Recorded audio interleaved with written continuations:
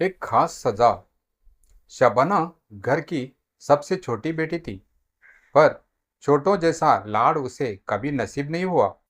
चार बड़े भाई और दो बहनों के बाद जब वो पैदा हुई तो उसकी माँ की जान चली गई। उसके पिता एक नामी बिजनेसमैन थे, पर पत्नी मर जाने के बाद वो इस तरह अकेले हो गए कि उन्हें न बिजनेस की सुध रही और न अपने बच्चों की। दिन व दिन बिजनेस डूबता गया, जिससे अमीरी के दिन गुजर गए और घर में खाने के लाले पड़ने लगे। घर का माहौल देखते हुए शबना के दो बड़े भाइयों ने फूलों की दुकान खोल ली, जिससे घर का खर्चा चलने लगा। देखते ही देखते बिजनेस बढ़ गया। चारों भाइयों की शादी हो गई और दो बड़े बहनें भी अपने ससुराल पहुंच गई। शबना का परिवार बड़ा था, पर वो हमेशा अकेली रही, क्योंकि बचपन से लेकर आज तक उसे माँ के मरने और पिता के कारोबार के डूबने की वजह समझा गया। इतने सारे भाई बहनों के बीच भी शबना किसी की प्यारी नहीं रही।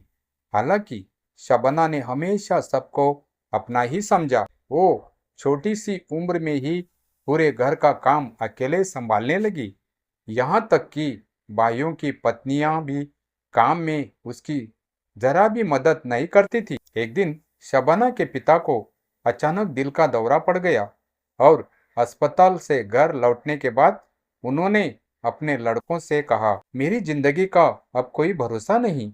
तुम सब बड़े हो गए हो और तुम्हारे घर भी बस गए हैं, पर मेरी बेटी शबाना तो बचपन से सिर्फ ताने ही झेल रही है।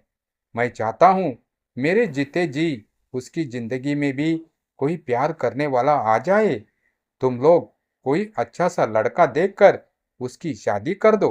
अपने पिता को जिंदगी में पहली बार खुद की फिक्र करता देख शबाना को बड़ी राहत मिली। पर अब मुसीबत ये थी कि शबाना पहले से ही एक लड़के को बहुत पसंद करती थी। वो लड़का शबाना के तीसरे भाई का साला था, इसीलिए उसका घर में आना जाना लगा रहता था। प्यार दोनों तरफ से था, पर सबके सामने कहने की हिम्मत किसी में नहीं थी। उधर पिता के कहने पर उसके चारों भाई अपनी अपनी पहचान में से एक एक रिश्ता ले आए। अब घर में इस बात पर बहस होने लगी कि कौन सा रिश्ता ज्यादा बेहतर है। बहस धीरे धीरे मन मुटाव बनने लगी। भाइयों ने एक दूसरे से बात करना ही छोड़ दिया। हालात ये हुए कि शबाना को अब तक तो सिर्फ पैदा होने के ताने मिलते थे, पर अब उसकी शादी भी सभी के लिए बड़ी समस्या हो गई थी। अपनी वजह से अपने भाइयों और परिवार में यूं झगड़ा होता देख शबाना से रहा नहीं गया। उसने हिम्मत की और अपने पिता से जाकर बोली, अब्बा, मैं जानती हूँ मैं आप सबके लिए हमेशा से दुख की वजह रही हूँ, पर अब यूं अपने भाइयों को भाभियों को मेरे शादी के लिए लड़ता देख मुझसे रहा नहीं जाता। आप मेरी शादी का ख्याल ही छोड़ दीजिए। बेटी की बात सुनकर पिता का सालों पुराना प्यार एकदम बाहर आ गया। ना बेटा, ऐसा नहीं कहते।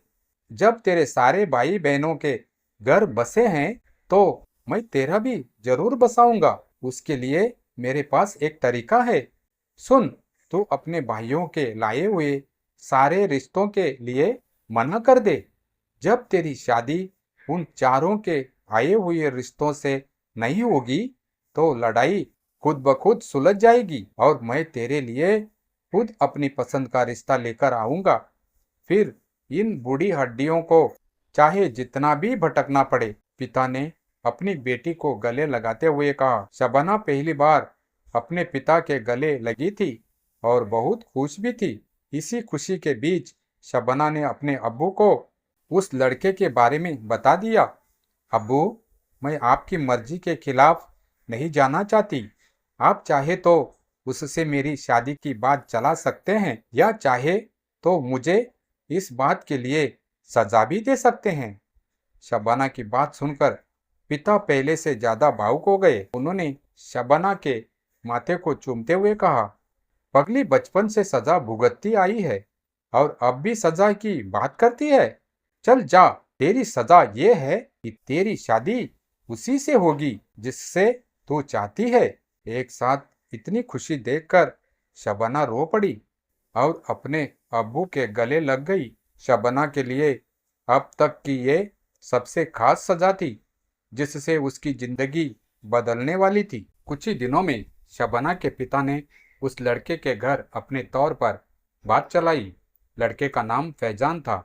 फैजान एक पढ़ा लिखा, समझदार और संस्कारी लड़का था। वो भी शबाना को उतना ही चाहता था जितना शबाना उसे। जब शबाना के पिता ने उससे और उसके परिवार से बात की तो फैजान ने बिना एक पल रुके हामी भर दी। घर में शबाना के पिता का फैसला किसी फरमान की तरह माना जाता था। चारों भाई थोड़े हैरान तो जरूर हुए, पर जब अब्बा ने कहा, जब तुम सब अपनी अपनी पसंद के ब्याह कर सकते हो तो मेरी बेटी को भी अपना हक मिलना चाहिए, तो किसी के पास कोई जवाब नहीं बचा। धीरे धीरे सबकी नाराजगी भी कम होने लगी और घर फिर से एक हुआ। बहनों ने मायके आकर शबाना की शादी की तैयारियों में हिस्सा लिया। भाभियां अब उसे पहली बार छोटी बहन की तरह अपनाने लगी। शबाना को पहली बार अपने अपनेपन का एहसास हुआ। शादी का दिन आया। शबाना दुल्हन बनी तो लोग देखते ही रह गए। जिसने बचपन में अपनी माँ को खोया, जिसने अपने हिस्से का प्यार कभी नहीं पाया, आज उसी का सबका दुलार और दुआएं मिल रही थी। अब्बा की आंखों में आंसू थे, लेकिन ये खुशी के आंसू थे। विदाई के समय जब शबाना अब्बा के पास पहुंची तो उन्होंने कांपते हाथों से शबाना का हाथ फैजान के हाथ में देते हुए कहा, बचपन से मेरी बिटिया सिर्फ सहती आई है, अब इसे प्यार देना, समझना और कभी अकेला मत छोड़ना। ये बहुत कुछ सह चुकी है, अब सिर्फ हंसने का हक है इसे। फैजान ने अब्बा के पांव छुए और वादा किया, अब्बाजान, अब ये कभी अकेली नहीं होगी। शबाना की आंखों से आंसू थम नहीं रहे थे, पर यह आंसू बोझ के नहीं थे। ये थे उस सुकून के जो बरसों की तन्हाई के बाद मिले थे। शबाना की जिंदगी अब पूरी तरह बदल चुकी थी। वो जिस लड़के को कभी बोझ समझा गया, आज सबकी आंखों का तारा थी। उसके पिता ने आखिरी वक्त में अपनी सबसे बड़ी जिम्मेदारी निभाकर उसे वो खुशी दी जो हर बेटी का हक होती है। शबाना को सजा तो मिली, पर वो सजा नहीं, उसकी नई जिंदगी का इनाम थी। कहानी अच्छी लगे तो वीडियो को लाइक करके चैनल को सब्सक्राइब कीजिए और कमेंट कीजिए। धन्यवाद।